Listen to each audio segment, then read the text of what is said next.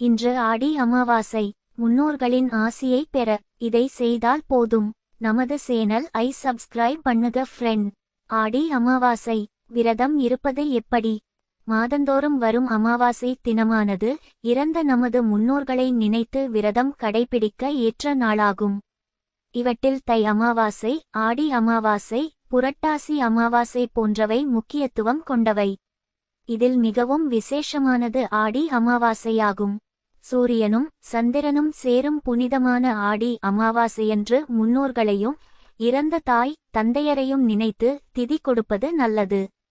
புண்ணிய நதிகள், கடல் போன்ற இடங்களில் புனித நீராடி இஷ்ட தெய்வங்களை வழிபட்டு ஏழை எளியவர்களுக்கு அன்னதானம் செய்தால் பாவங்கள் விலகி புண்ணியம் உண்டாகும்.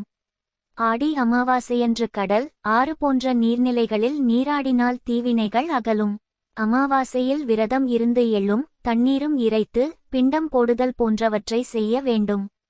தாய் தந்தை இறந்த தேதியை மறந்தவர்கள் ஆடி அமாவாசையன்று திதி கொடுக்கலாம். தலைமுறை தலைமுறையாக நம் குலம் காக்கும் குலதெய்வத்தின் வரலாற்றை தெரிந்து கொள்ள ஆவலா? அமாவாசை நாளில் நாம் செய்யும் தர்ப்பணங்கள் நம் பித்ருக்களுக்கு அதிக மகிழ்ச்சியை தரும் என்பதற்காகவே அமாவாசை தினம் முன்னோர்களுக்கு தர்ப்பணம் செய்ய உரிய நாளாக கருதப்படுகிறது.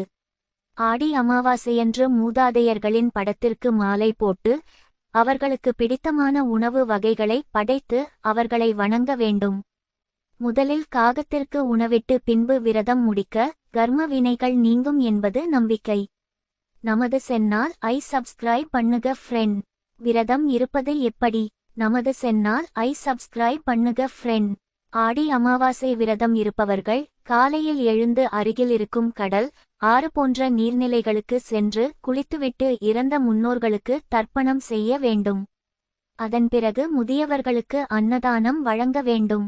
அமாவாசையன்று பெண்கள் வீட்டில் காலை உணவு உண்ணாமல் இறந்த மூதாதையர்களுக்கு பிடித்தமான உணவுகளையும் எண்ணெய் பதார்த்தங்களையும் செய்ய வேண்டும்.